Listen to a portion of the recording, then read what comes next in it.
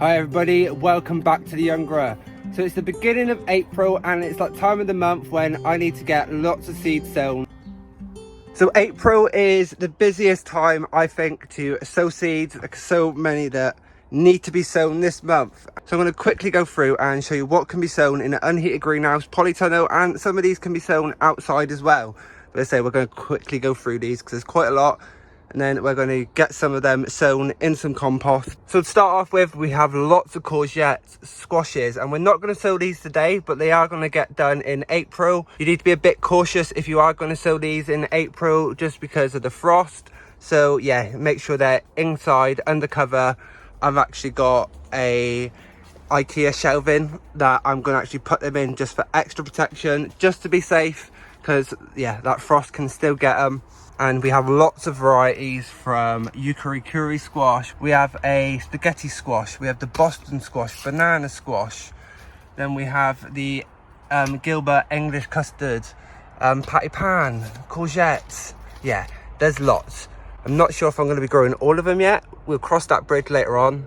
And then we have lots of sunflowers. I've already sown some sunflower seeds that are doing really well in the polytunnel. The only ones that have actually come up are the giant sunflowers at the moment, but we're going to get some more of them sown as well. Then we have parsnips. Parsnips can be sown direct now. I like to sow them direct and then cover the raised bed with a bit of glass or plastic, and it acts as like a mini greenhouse cold frame sort of cloche, what is brilliant. But when we sow those, I may do a seed to harvest, and quite a lot of these I'm going to do a seed to harvest video, so I'm not going to show you all sowing them today. And then later in the year and next year we'll have some cool videos to share with you. And spring onions can still be sown. I recommend sowing some each month, at least that way you give yourself a harvest throughout the year. And then peas are still good to be sown now. I've got to plant my peas out. Rebecca, no. And then and you have Wongbok Chinese cabbage, Romanesco cauliflower, black eye Susan flowers. Then there's lots of carrots. These all can be sown. I've already sown some in the polytunnel. You can sow some outside. You can sow them direct. Yeah, we're going to get lots more of those sown. I'm going to be sowing a lot in the veg trucks we have down here. Already sown some in the self-watering planters. And I'm going to go and do some in the raised beds down the bottom as well. Then we have basil, lots of different basil that can be sown now. You have garlic chives, you have turnips, you can also sow cabbages. And then we've also got some red-headed chicory that I've never grown before. Then there's a mixture of salads you can grow from like little gem lettuce, rocket leaf, all year round, mixed salad leaves, radishes, lots of different radishes.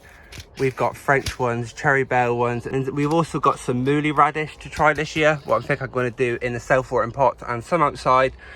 Then you have green sprouting calabrese, autumn cauliflower, greyhound cabbage, then all year round cauliflower, green-headed calabrese broccoli. Then we've got Paul and Becky's Australian tree cabbage. Then we have these sweet corn that we're going to sow. I'm just waiting for the new trays to arrive for them. I'm going to sow some more chard, some more of this Japanese green. I want to see what that's like.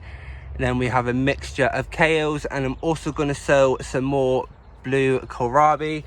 That is me quickly gone through the seeds that can be sown this month. I would recommend sowing all of these in your greenhouse. There's a few you could sow outside, maybe with a bit of protection. Just be cautious, like the peas.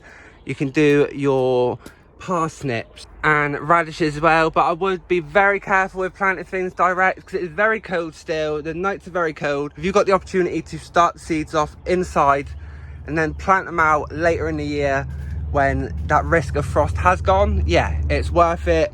I do that with pretty much everything. But before we get to sowing, let's quickly go into this greenhouse because I'm going to sow these a little bit different to the previous ones I sown. All right, chicken, calm it.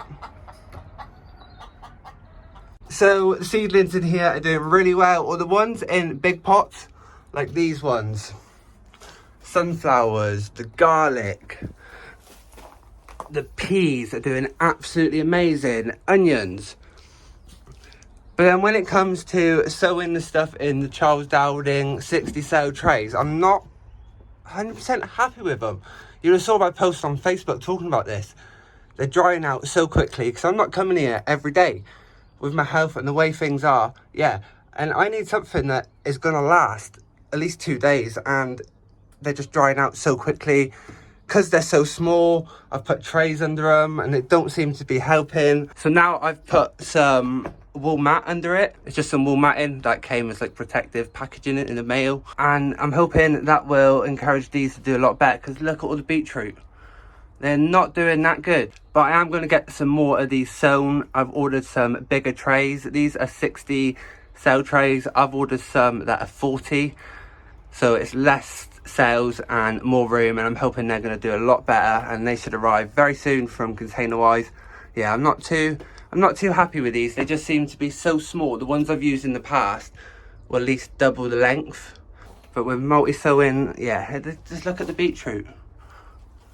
And it's 100% not from the compost, because look at the compost. It's doing absolutely amazing in bigger pots. It's just when it comes to doing stuff in them, they're drying out very quickly. But I believe it's just because my situation with not watering every day. If I was here watering every day, I wouldn't have this problem. The ones at home I'm using in these cell trays for the cucumbers and stuff, because I'm now watering every day, they're fine. It's just these ones, but some are doing amazing. It's just like the germination rate from them of the leeks compared to that, just because I'm not watering it and it's drying out so much.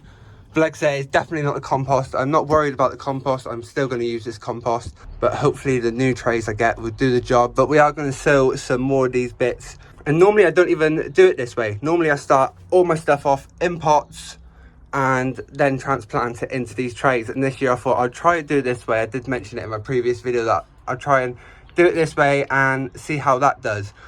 But yeah, I'm sort of wishing I just did them all in pots. Stick to the way I know, Ben. See if that does any better.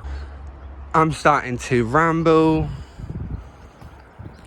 Bought some flowers from the garden centre the other day. Also got some hollyhock that were £1 each.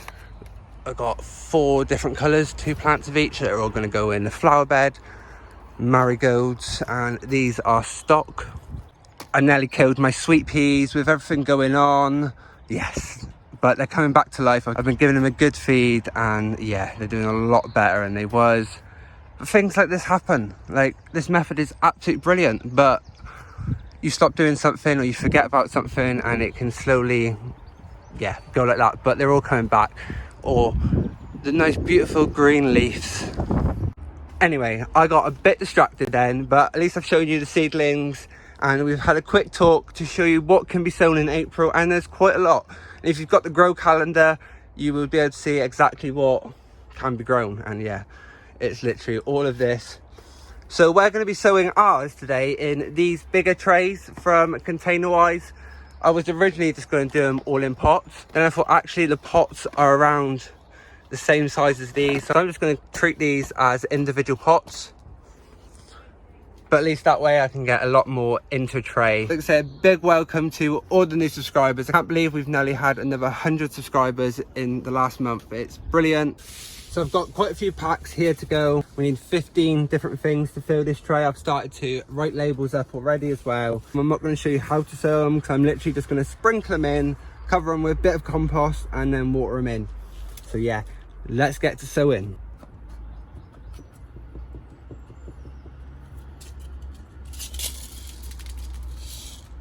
Well, that was clever of me. Well, let's make this one the wrong box one, because yeah, they're already in there. Oh, a few went in there.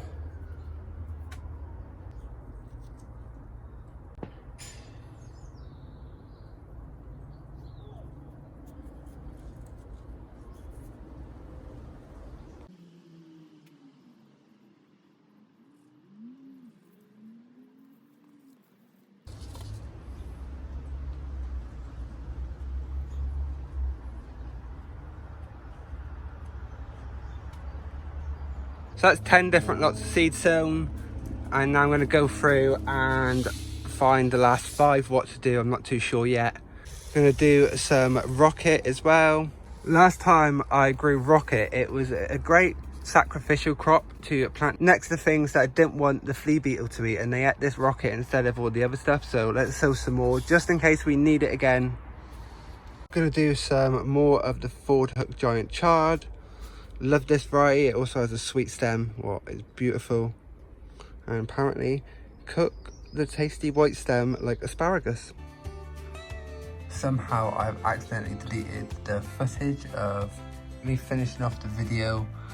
Not sure how that happened, but all I did after I sown these seeds was put them into the greenhouse and water them. It's completely unheated, and then after that we finished up for the day, so you did not miss much. I'd like to thank you all for watching. Please like, comment and subscribe, and I hope you enjoyed this video, and I hope it gives you a bit of inspiration on what to grow in April, and this can also be grown next month. So thank you all for watching, and we'll see each other soon.